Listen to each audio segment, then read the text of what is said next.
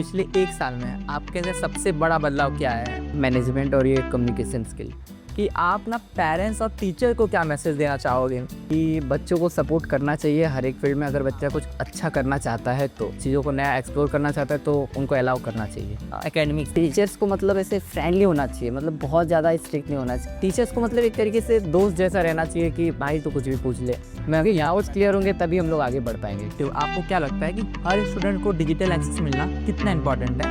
हर एक बच्चे को डिजिटल एक्सेस मिलना बहुत ज़रूरी है। किसी भी अगर देश को आगे बढ़ना है तो उनका जो यूथ है उसको टेक फील्ड में सबसे आगे रहना पड़ेगा।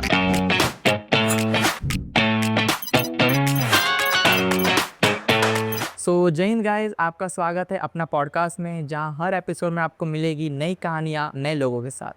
क्योंकि ये है एक ऐसी डिजिटल यात्रा जहां बचपन से बदलाव तक और गली से गूगल तक सब कुछ हो पा रहा है पॉसिबल सिर्फ एक कंप्यूटर के साथ।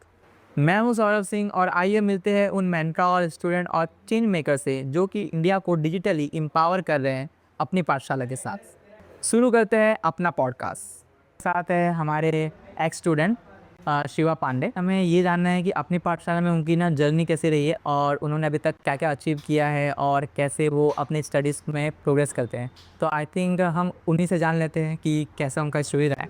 तो शिवा, तो मुझे आप ना अपने बारे में अपना इंट्रोडक्शन बताइए। मेरा नाम शिवा पांडे है और अभी मैं 10th स्टैंडर्ड में हूँ। I am a founder of plan studio India which is a web development agency and social media marketing agency also. और मैं आज से 3 साल पहले अपनी पाठशाला पॉड में आया था, जब मेरे एक दोस्त ने बताया था भाई यहाँ पे मतलब सस्ते प्राइस में कंप्यूटर सिखाते हो। अंदर बहुत सारा इंटरेस्ट था कि कंप्यूटर सीखेंगे, ये करेंगे, हैकिंग करेंगे।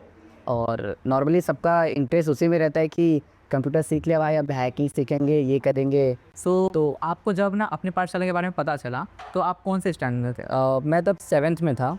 और आपको एक्चुअल में क्या सीखना था, मतलब अपने पाठशाला पे? तो उस समय मैं इतना श्योर नहीं था। स्टार्टिंग में आया तो नॉर्मली कुछ नहीं आता था, तो मैंने बेसिक सीखा। उसके बाद मैंने वेब डेवलपमेंट में अपना करियर आगे स्टार्ट किया। तो जहाँ तक मुझे पता है कि आपको स्टार्टिंग में कुछ बेसिक का सीखना था कि मेरा बेसिक कंप्यूटर क्या होता है। हाँ, और आई थिंक स्टार्टिंग में आपका कोई कोडिंग में इंटरेस्ट नहीं था। हाँ, कोडिंग में मेरा पहले थोड़ा भी इंटरेस्ट नहीं था। पहले मैंने बेसिक किया, बाद में मेरा धीरे धीरे कोडिंग में इंटरेस्ट आया, फिर वेब डेवलपमेंट मैंने अपना आगे कंटिन्यू। हाँ। तो वेब डेवलपमेंट में आप कोई स्पेसिफिक कोडिंग करते थे या फिर क्या? पहले तो मैंने वर्डप्रेस से स्टार्ट किया था, देन मैंने HTML CSS जावास्क्रिप्ट पे शिफ्ट किया। ओके, आई थिंक ये तो आपने बहुत ज़्यादा एडवांस में स्टार्ट किया होगा। तो आप मुझे ये बता सकते हैं जब आपके पास फर्स्ट टाइम ना कंप्यूटर का एक्सेस आया था तो आपका एक्सपीरियंस कैसा था कंप्यूटर के साथ? उस समय मतलब वो एक्सपीरियंस मतलब वैसे बता नहीं सकते, बट बहुत ही अच्छा मेरा वो एक्सपीरियंस था, क्योंकि मैंने फ़र्स्ट टाइम कंप्यूटर देखा था।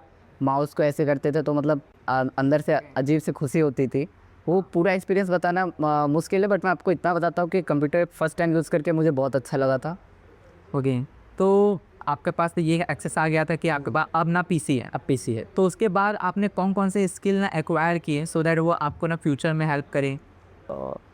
जब मेरे पास PC आया तो दरअसल उसी टाइम पे ओपन AI जो अपना चैट GPT है वो भी उसी टाइम पे इंट्रोड्यूस हुआ था। तो चैट GPT से भी मैंने बहुत कुछ सीखा। उसके साथ साथ PC का भी एक्सेस था, और चैट GPT का असली मज़ा तो PC के साथ ही आता, क्योंकि फ़ोन में वो सब हो नहीं पाता प्रॉपर एक्चुअली। और फिर उससे मेरे को वर्डप्रेस का नॉलेज हुआ, वो भी मैंने वर्डप्रेस भी अपनी पाठशाला पॉड में सीखा। और वर्डप्रेस एडवांस मतलब एक्चुअल में बहुत अच्छा था, जिससे वो सीखने के बाद ही मैंने अपनी एजेंसी ओपन की, प्लान स्टूडियो इंडिया। और आई थिंक जो आपके स्टूडियो है हम लोग उस पर भी आएंगे, बट उससे पहले मैं ये जानना चाहूँगा जो आपने कोर्स ना अपनी पाठशाला पॉड में किया है, बेसिकली जो आपका वर्डप्रेस का कोर्स है, तो उसमें आपको ना कौन सा पार्ट सबसे ज़्यादा पसंद था कि इस पार्ट को मतलब मुझे और कैरी ऑन करना है और इसी में थोड़ा आगे बढ़ना है? वर्डप्रेस में जो एक कॉन्सेप्ट रहता है कस्टमाइजेशन यूजिंग द एलिमेंट है, वो मेरे को बहुत ज़्यादा अच्छा लगा। ओके, इसके अलावा आपको और कौन कौन से ना कोर्सेज पसंद है अपनी पाठशाला पॉड के? WordPress advance. और वहाँ पे आपने क्या सीखा? वर्डप्रेस एडवांस में वही मतलब e-commerce building and payment gateway कैसे इंटीग्रेट करते हैं, और वर्डप्रेस के अंदर API वगैरह कैसे इंटीग्रेट करते हैं, ये सब चीज़ें। सो मतलब कि अगर इस समय ये बोलूँ कि आपको एक ना ई-कॉमर्स फुल्ली फंक्शनल ना वेबसाइट बनानी है तो आप बना सकते हो आराम फ्रॉम स्क्रैच। ग्रेट। ओके, सो अगर मैं आपसे बोलूँ कि एज अ स्टूडेंट आप ना बाकी स्टूडेंट को क्या रिकमेंड करना चाहोगे, मतलब कौन से टूल, जैसे कि आपने बोला कि जब आपने फर्स्ट टाइम कोर्स ज्वाइन किया तब उस समय में एक मार्केट में टूल आ गया था ओपन एआई, जो कि हम सब जानते हैं चैट जीपीटी के नाम से। तो आप ना बाकी स्टूडेंट को क्या रिकमेंड करोगे तो फर्स्ट टाइम उनका कंप्यूटर के साथ एक्सेस हो रहा है? और फर्स्ट पे तो चैट जीपीटी ही रहेगा, और सेकंड एक और नया आया मार्केट में डीपसीक करके, वो भी है। और एक है एआई ऑटोमेशन के लिए, मतलब वो सोशल मीडिया के लिए ज़्यादा है, उसका नाम है make.com। new.com। तो आप मुझे बता सकते हो कि ये सारे टूल्स के काम क्या होते हैं स्पेसिफिक, छोटे से फॉर एग्जांपल जो कि आप अपने डेली लाइफ में यूज़ करते हो इसका? make.com हो गया, ये तो अपना हो गया जैसे सोशल मीडिया में पोस्ट वगैरह होते हैं, ये लोग पोस्ट ऑटोमेट कर सकते हैं, यूट्यूब वीडियोस को पब्लिश करना ऑटोमेट कर सकते हैं, और बहुत सारे। तो जो आपके सोशल मीडिया का पोस्ट है आप उसे ऑटोमेट करते हो, ठीक है? तो इसकी मतलब इंस्पिरेशन कहाँ से आती है, मतलब कि क्योंकि आजकल के जो स्टूडेंट होते हैं उन्हें क्या लगता है कि जो वो सिलेबस है वो पढ़ लिया बहुत हो गया, तो आपके अंदर क्या इंस्पिरेशन आती है कि आप ऐसे मल्टीपल कोर्सेज करते रहते हो या फिर टूल को फाइंड आउट करते हो? अब देखिए, अगर हम लोग सिर्फ और सिर्फ सिलेबस को फॉलो करेंगे तो हम आगे ग्रो नहीं हो सकते, हमें कुछ ना कुछ तो आउट ऑफ बॉक्स सोचना पड़ेगा। एक्चुअल में क्योंकि अगर सिर्फ सिलेबस पढ़ के चलेंगे तो वही एक ही लाइन में चलेंगे। हाँ, वो भेड़ चारा बोलते हैं, हमारे गांव में एक कहावत है, वही होता रहेगा। एक्चुअल में जो मैंने देखा है कि जब मैं खुद 10th स्टैंडर्ड में था तो मैं मुश्किल से कभी ना बाहर जाके कहीं जॉब किया होगा, और आप अभी जो 10th स्टैंडर्ड में अभी जस्ट गए हैं तो आपके खुद की फ्रीलांस एजेंसी है, इसके अलावा आप इंटर्नशिप भी कर रहे हैं। हाँ, इंटर्नशिप भी कर रहा हूँ। ओके, तो मतलब मैं ना उसी और बनना चाहूँगा कि आपका ना मतलब फर्स्ट फ्रीलांस वर्क क्या था और आपने ना कहाँ से ग्रैब किया उसे? मेरा फर्स्ट फ्रीलांस वर्क था, एक आर्किटेक्ट कंपनी है डिसेंट स्टूडियो करके, वो मेरा फर्स्ट प्रोजेक्ट था, जो मैंने खुद से ग्रैब किया था। खुद से ग्रैब किया था मतलब क्या, मतलब आपको कहीं से मिला था या फिर आपने खुद से आउटसोर्सिंग किया? मैंने खुद से आउटसोर्सिंग किया था उसको, दरअसल गूगल मैप का यूज़ करके। गूगल मैप ग्रेड है, हाँ।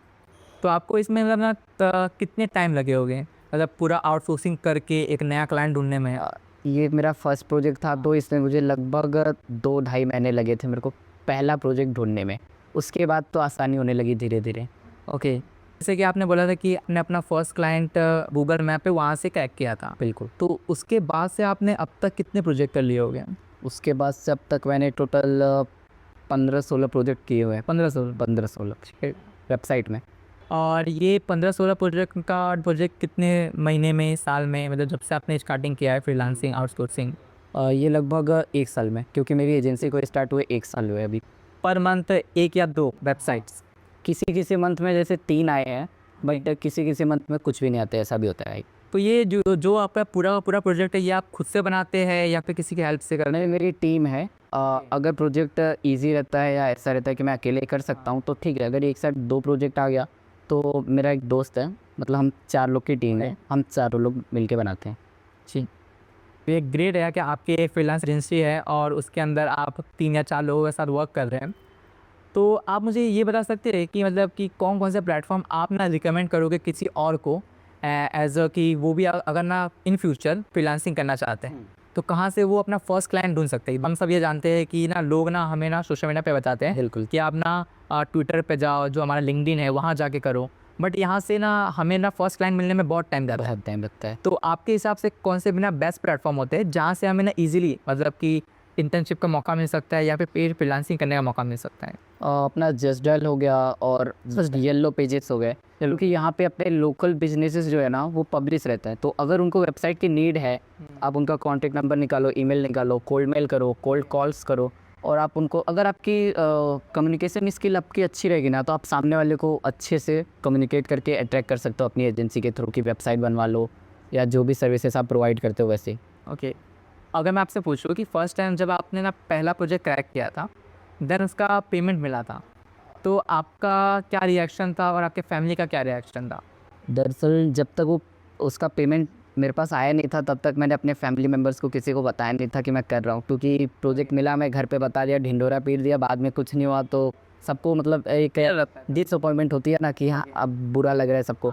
दैट्स व्हाई मैंने घर पे किसी को नहीं बताया था। फर्स्ट टाइम वो पेमेंट मेरा 9,000 का था, जिसमें सब कुछ कट पिट करके मेरे को मिला था। वो पेमेंट मेरा 9,000 का था, और वो मिलने के बाद मैंने घर पे बताया, पापा भी बहुत खुश थे, मम्मी भी, मतलब सब लोग अच्छे थे, सब लोग खुश थे एकदम। हैप्पी थे कि एकदम हैप्पी। और आप उस समय कौन से स्टैंडर्ड में हुआ करते? मैं उस समय 8th में था। 8 में? 8th में था। सच में यार, ठीक है। तो इसके अलावा ना तो जहाँ तक कि मुझे याद है कि लास्ट टाइम आपने बताया था कि आपका एक ना ई-कॉमर्स वेबसाइट है जहाँ पे आप B2B बिजनेस भी करते हो, तो आप उसके बारे में कुछ बताइए ना। दरअसल वो मेरा रीसेलिंग का बिज़नेस है जो कि मैं ग्रो रोड के थ्रू रीसेल करता हूँ। और वो वेबसाइट का नाम है मेरे महावीरकार्ट.com, जो कि मैंने रीसेल किया हुआ है। तो उसमें छोटे छोटे कमीशंस रहते हैं जो मैं ऐड रन करता हूँ इंस्टा फेसबुक पे, उसके हिसाब से कमीशंस, प्रोडक्ट सेल होता है, मुझे कमीशन मिलता है।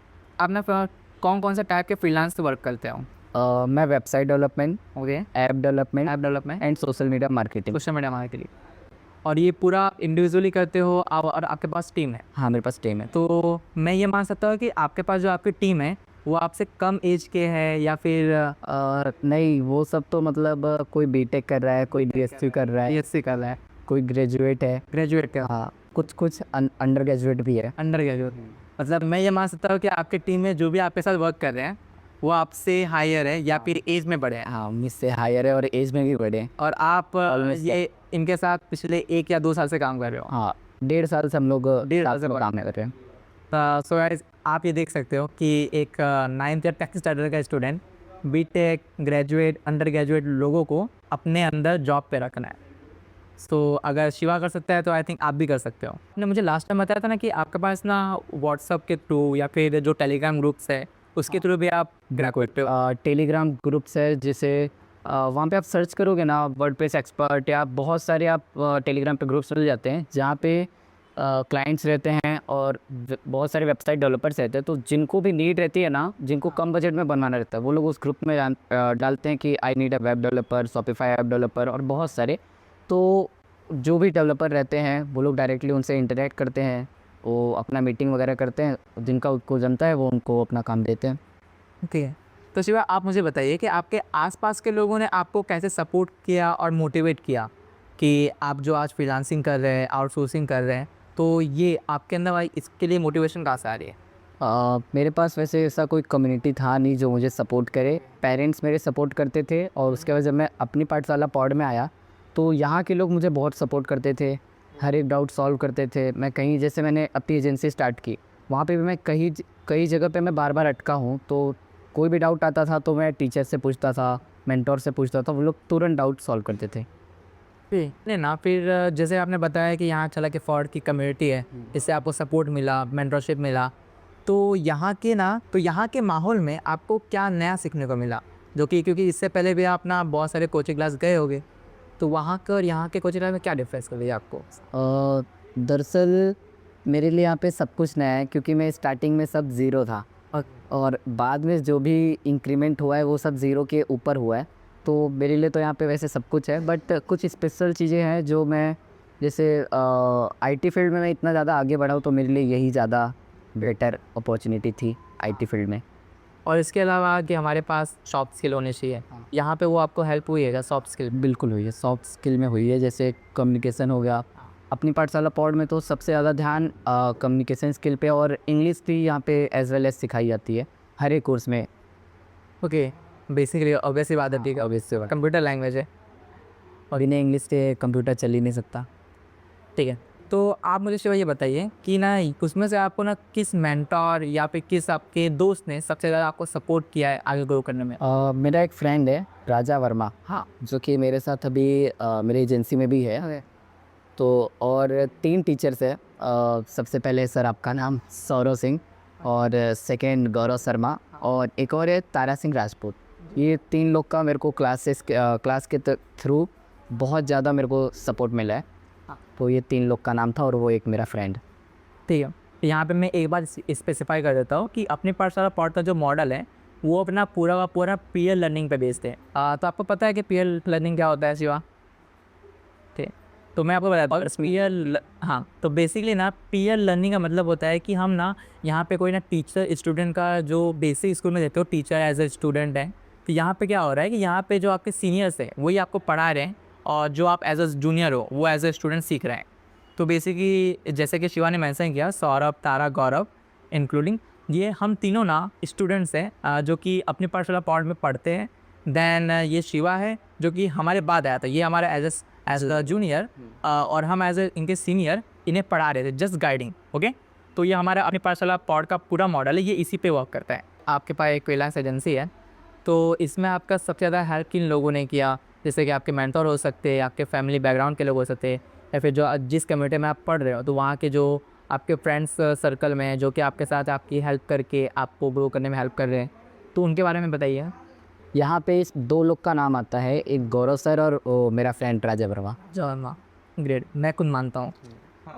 तो इन लोगों ने आपको क्या मतलब क्या-क्या हेल्प की, बताइए मुझे? जैसे गौरव सर हो गए, ये भी मतलब एक तरीके से फ्रीलांस करते हैं, तो इनको मुझसे ज़्यादा अनुभव या एक्सपीरियंस था। तो मैं कहीं पे भी मुझे कुछ डाउट आता था तो मैं गौरव सर के पास जाता था, वो अपने एक्सपीरियंस के थ्रू मुझे बताते थे कि ऐसा-ऐसा करो, ऐसा-ऐसा। और राजा वर्मा एक तरीके से मेरा टीम है, हम लोग मेरी टीम में ही है, तो हम लोग वहाँ पे जो भी प्रोजेक्ट्स आते हैं उसको मैनेज करते हैं, कोऑर्डिनेट करते हैं और टीम से बनवाते हैं। ठीक है, तो जैसे आपने बताया आपका फ्रेंड है राजा, ओके? तो इसी से ना रिलेटेड एक सवाल है कि अगर मैं आपसे पूछूँ, क्या आप है ना अपने सेम माइंडसेट वाले पीपल के साथ अगर आप बैठते हो, तो क्या आपको क्या एक्सपीरियंस होता है? और मान लो कि आप ऐसे इन्वायरमेंट में बैठे हो जहाँ पे आपके पास सेम माइंडसेट वाले पीपल नहीं हैं, तो दोनों में डिफरेंस क्या हो जाता है? देखो, अगर हम लोग डिफरेंट माइंडसेट वालों के साथ रहते हैं तो दिमाग में वही सब अंतवान भरता है, तो कुछ मतलब ग्रो नहीं हो सकता हम लोग अपने से डिफरेंट माइंडसेट वालों के साथ रह के। तो मैं जब सेम माइंडसेट वालों के साथ रहता हूँ तो मतलब थोड़ा सा इंस्पिरेशन वाली थिंग्स होती है, जैसे कि हाँ भाई हम लोग को ऐसा करना चाहिए, ये वो। ठीक है, तो मतलब यहाँ पे आपको इंस्पिरेशन मिलता है। बिल्कुल मिलता है। तो आप ये बोल सकते हो कि मतलब अपने पर्सनल पॉड में आपको एक ऐसा एनवायरनमेंट मिल पाता है कि जहाँ पे आप अपना जो पॉजिटिव माइंड के लोग होते हैं वो आपको मिलते हैं उधर? बिल्कुल मिलते हैं अपनी पाठशाला फॉर्म में।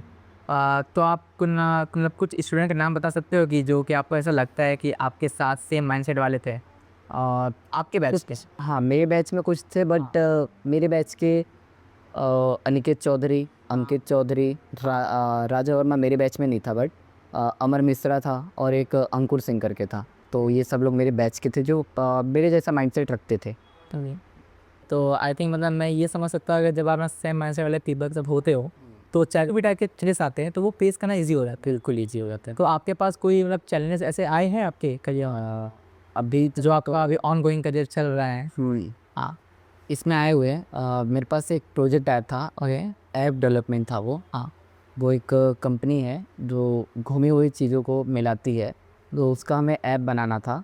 तो उस टाइम पे क्या हुआ था, वो प्रोजेक्ट मेरे पास आया, मैंने सब कुछ डन कर लिया और एंड तक मेरे को आइडिया नहीं था कि मैं स्टार्ट कैसे करूँगा। फिर मैं एक बंदे को हायर किया, उसका नाम भी सौरव ही है, बट वो उसका सरनेम सुमन है। तो क्या ये बंदा भी वो आपसे बीटेक का बंदा है। बीटेक का? ये बीटेक को मैंने हायर किया, तो उसने वो ऐप डेव करके दिया, तो मैंने बाद में उसको कंप्लीट किया वो प्रोजेक्ट।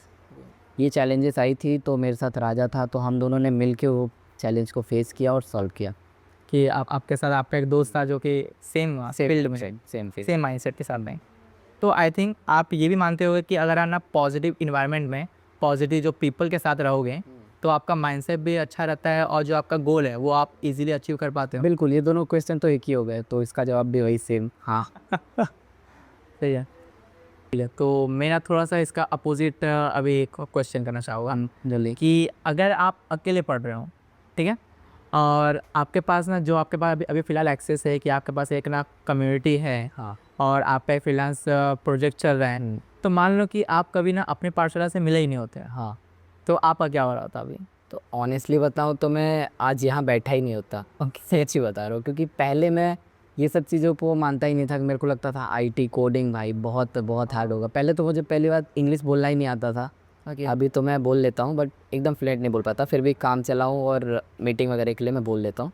अगर मैं अपनी पाठशाला पॉड से नहीं मिला होता तो आज मैं यहाँ नहीं बैठा होता।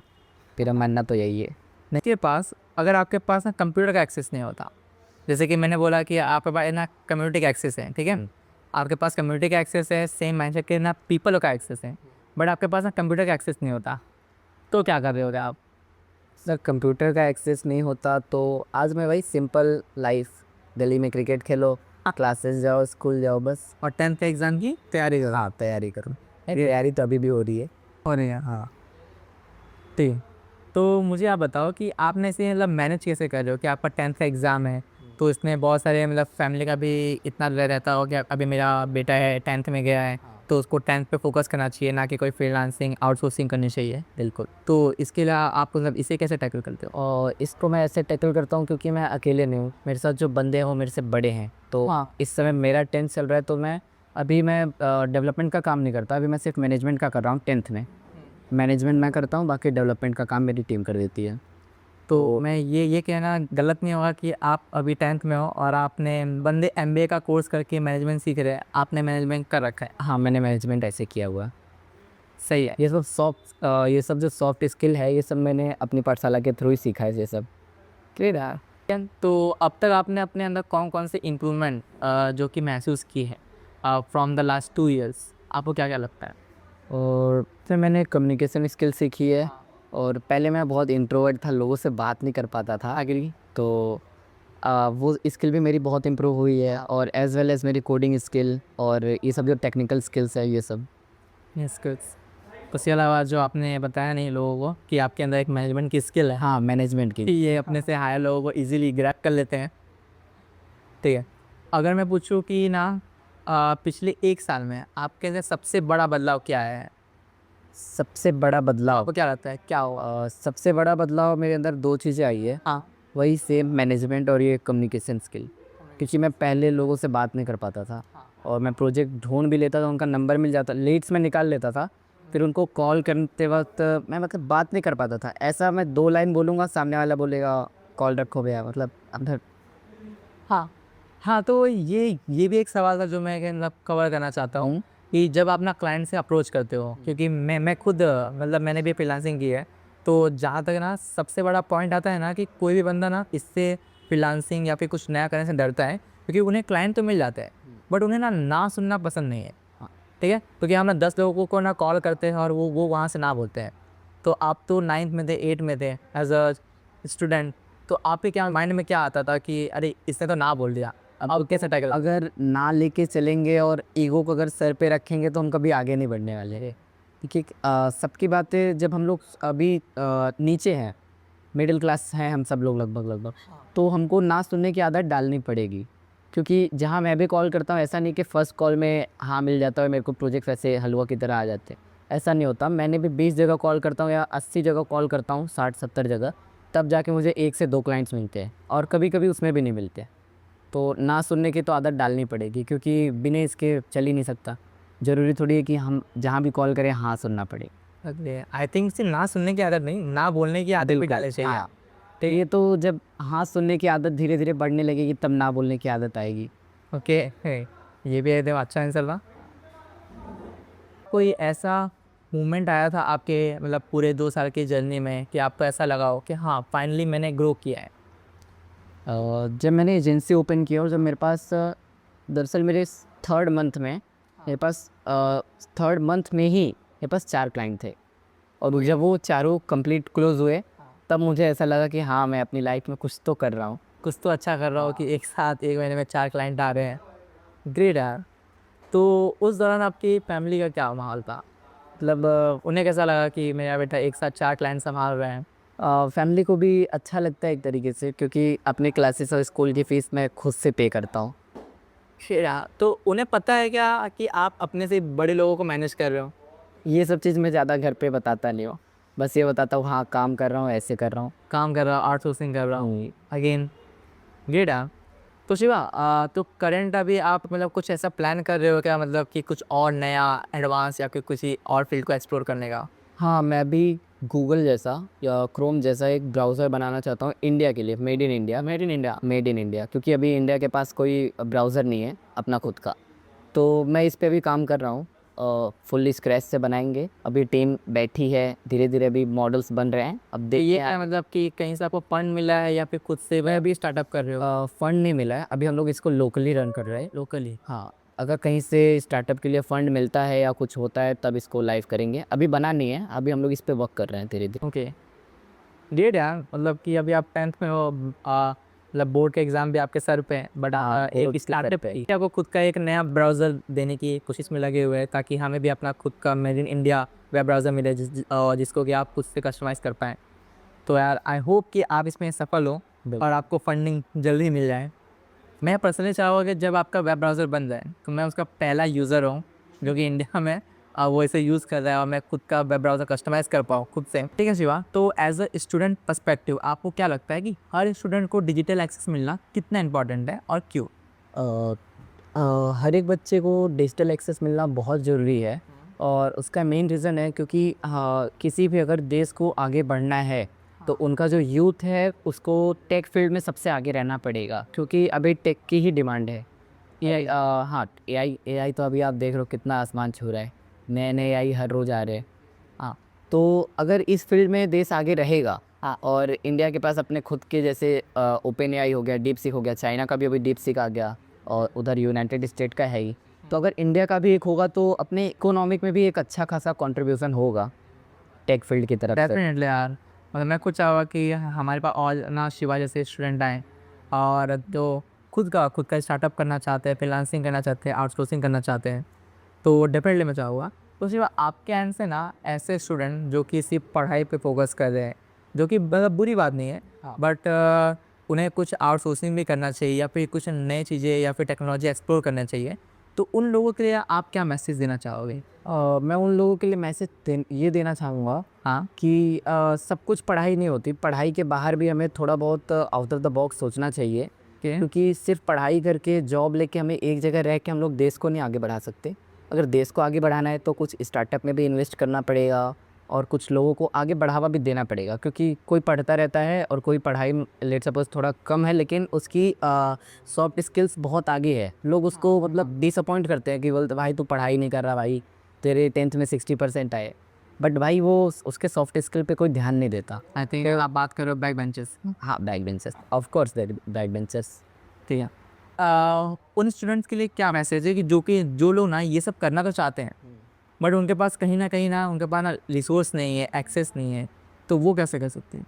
वो कर सकते हैं, अभी अपनी पाठशाला का एक नया कैंपिंग लॉन्च हुआ है सुपर 100 करके, जिसमें हम लोग 100 बच्चों को अपनी पाठशाला की तरफ से पीसी प्रोवाइड कर रहे हैं। तो अगर किसी बच्चे को लगता है कि मैं आगे कर सकता हूँ और मेन चीज़ ये है कि अगर वो कोई कॉम्पिटिटिव एग्ज़ाम्स दे रहा है तो वो अप्लाई कर सकता है, यहाँ पे डिटेल्स प्रोवाइड करे, पीसी आपको मिल जाएगा, उसका कोई टेंशन नहीं है और बाकी डिटेल्स सौरव सर बिल्कुल बता देंगे।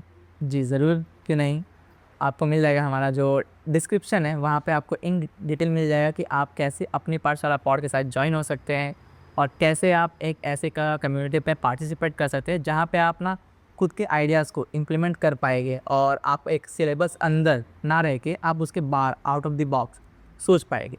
ओके, इसके अलावा सबसे इम्पॉर्टेंट सवाल जो कि आप चाहोगे कभी ना कभी किसी को बताना, कि आप ना पेरेंट्स और टीचर को क्या मैसेज देना चाहोगे कि वो आपकी कैसे हेल्प करे, कैसे सपोर्ट करे आपको आपके करियर में? टीचर्स को तो मैं कुछ नहीं बोल सकता, बट पेरेंट्स को मैं बोल सकता हूँ कि बच्चों को सपोर्ट करना चाहिए हर एक फील्ड में, अगर बच्चा कुछ अच्छा करना चाहता है तो, जैसे स्टार्टअप वगैरह होगा ये सब चीज़ में भी, और अगर बच्चा आगे पढ़ना चाहता है कंप्यूटर साइड में और अलग अलग चीज़ों को नया एक्सप्लोर करना चाहता है तो उनको अलाउ करना चाहिए। ठीक है। हाँ, सो आगे मैं समझ मुझे छोटा सा सवाल था कि लास्ट, कि टीचर्स के लिए क्या मैसेज होगा? जैसे आपने बोला आप नहीं बोलते, मुझे पता है कि आपके स्कूल वाले देख सकते हैं वीडियो, बट फिर भी क्या, कि मतलब क्या चाहते हो, क्या एक्सपेक्ट कर रहे हो कि टीचर आपको कैसे हेल्प करे एकेडमिक्स? टीचर्स को मतलब ऐसे फ्रेंडली होना चाहिए, मतलब बहुत ज़्यादा स्ट्रिक्ट नहीं होना चाहिए क्योंकि बहुत ज़्यादा स्ट्रिक्ट अगर टीचर रहते हैं तो बच्चे मतलब डाउट्स नहीं पूछ पाते और ये मेरे साथ पर्सनली हुआ है, बीच में खड़े नहीं हो पाते कि मैं ये डाउट पूछूँ। सबको ऐसा लगता रहता है कि अगर मैं पूछूंगा और लोग क्या बोलेंगे, क्या सर डांट देंगे मेरे को अगर कि मेरे को ये चीज़ क्यों नहीं आता। टीचर्स को मतलब एक तरीके से दोस्त जैसा रहना चाहिए कि भाई तो कुछ भी पूछ ले। मैं अभी डाउट्स क्लियर होंगे तभी हम लोग आगे बढ़ पाएंगे, कि जब अंदर डाउट्स रहेंगे तो हम लोग क्या कर पाएंगे इसका। हाँ, एक्चुअल में ना इसी को मतलब इस प्रॉब्लम को दूर करने के लिए ना अपने पाठशाला का कॉन्सेप्ट आया था कि हम ना बेसिकली यहाँ पे ना टीचर स्टूडेंट ना करके हम ना पीयर लर्निंग पे फोकस करें, जहाँ पे स्टूडेंट ही स्टूडेंट्स की डाउट सॉल्व कर रहे हैं और यहाँ पे ऐसा रहेगा ही नहीं, क्योंकि एक स्टूडेंट किसी और स्टूडेंट का दोस्त हो सकता बिल्कुल। है कि नहीं? तो आपको क्या लगता है कि पीयर लर्निंग अच्छा मतलब एक आपको अल्टरनेटिव ऑप्शन में मिल पाएगा इसके? बिल्कुल मिल पाएगा क्योंकि पीयर लर्निंग में जो होता है कि एक जो सीनियर रहता है वो अपने जूनियर को सिखाता है, तो सीनियर के साथ जो मतलब हो चुका रहता है या जो उसके एक्सपीरियंस रहते हैं वो भी जूनियर को मिलते हैं और साथ ही साथ जूनियर भी आगे आगे ग्रो होता रहता है अपने नीचे जूनियर जो उसके बाद जो जूनियर आएगा उसको पढ़ाने के लिए। तो पीयर लर्निंग तो एक बहुत अच्छा अल्टरनेटिव है। सो आज का ये पॉडकास्ट यहीं पर हम एंड कर रहे हैं। बिकॉज़ बहुत अच्छा लगा शिवा पांडे के साथ मिलके कि उसने अपने 2 साल की जर्नी अपनी पाठशाला पौड़ में कैसे उसने स्टार्ट किया था। इसकी जहाँ तक मुझे याद है कि वो जब स्टार्टिंग में आया था एज़ ए इंट्रोवर्ट आया था और अभी एज़ अ स्टार्टअप वो प्लानिंग कर रहा है, फ्रीलांसिंग कर रहा है, आउटसोर्सिंग कर रहा है। इसके अलावा मैं चाहूँगा कि best of luck for your 10th exam. इसके अलावा आज आपके स्टार्टअप के लिए भी। सो आई होप आपको ये पॉडकास्ट अच्छा लगा होगा और आपने भी कुछ नया सीखा होगा और हमने भी यहाँ पे बहुत कुछ नया सीखा। बिल्कुल। कि thank you once again Shiva. ये था आज का एपिसोड अपना पॉडकास्ट का, जहाँ हर कहानियाँ होती है अपनी और हर आवाज़ होती है इंस्पायरिंग। अगर आपको ये एपिसोड पसंद आया तो ज़रूर लाइक करें, शेयर करें और अपनी पाठशाला मिशन का हिस्सा बने। मिलते हैं अगले एपिसोड में नए मेहमान, नए सफ़र के साथ। तब तक के लिए सीखते रहिए, सिखाते रहिए। जय हिंद।